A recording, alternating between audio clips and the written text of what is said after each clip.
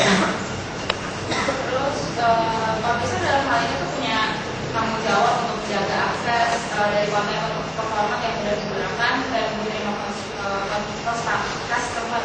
Karena itu untuk menyimpan dan menggunakan informasinya, berarti dia harus mengerti gimana cara konten yang nanti akan dipahami oleh customernya, terus gimana cara yang diciptakan dan disimpan dan distribusikan supaya customer nanti bisa mengerti dan menggunakan kembali informasi itu. Terus publisher juga harus memastikan juga arsip digital itu secara efisien, karena semakin efektif dan efisien pemakaian tambahan sumber dayanya itu semakin minimal, dan ini akan menurunkan biaya yang tadi juga kami digunakan. Ini semua itu berdampak ke bagian marketing, produksi, dan IT.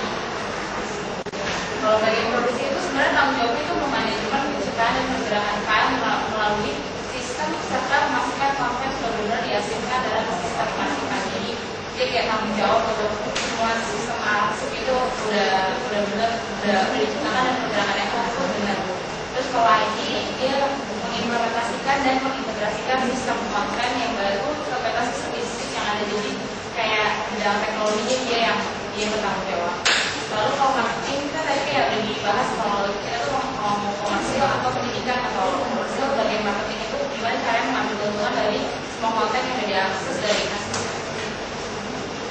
Terus yang kedua, service provider kepada publisher.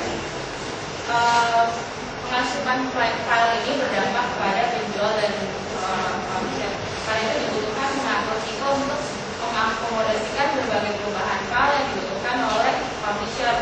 Ini kayak untuk adopsi terhadap standar pengaksipan file oleh publisher, kalau dibutuhkan beberapa nama file atau metadata. Jadi karena penjualnya ini sendiri berhubungan dengan banyak publisher, dia harus punya standar yang berbeda-beda, karena itu dibutuhkan mengatur tipe tersebut.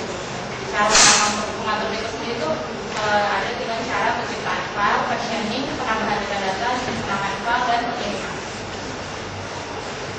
Cara menciptakan file berubah pelaksanaan dari arsip digital. Jadi kalau punya tujuan untuk menciptakan file kembali, lebih baik kalau kita tuh punya isinya lebih banyak, isi konten arsip digital itu lebih banyak daripada tidak sama sekali. Jadi kayak contohnya kalau kita punya file buku, terus dalam chapter-chapter bagi itu kita nggak perlu cuma kasih kayak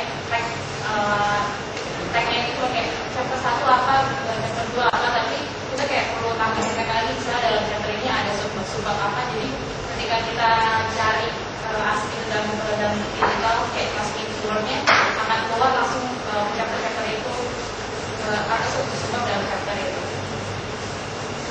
Terus perubahan salin juga terjadi saat proses transisi. Kayak tadi dijelasin banyak kesulitannya, soalnya penjual itu punya banyak kerjasama sama publisher yang lainnya. Karena itu si penjual itu harus punya standar sendiri, terus yang harus terintegrasi dengan sistem internal penjual. Jadi kayak satu penjual dengan banyak publisher, si penjualnya itu punya standar untuk penjual A ini punya standar sendiri, penjual ini punya standar ini. Jadi ada pengatur itu antara mereka semua itu.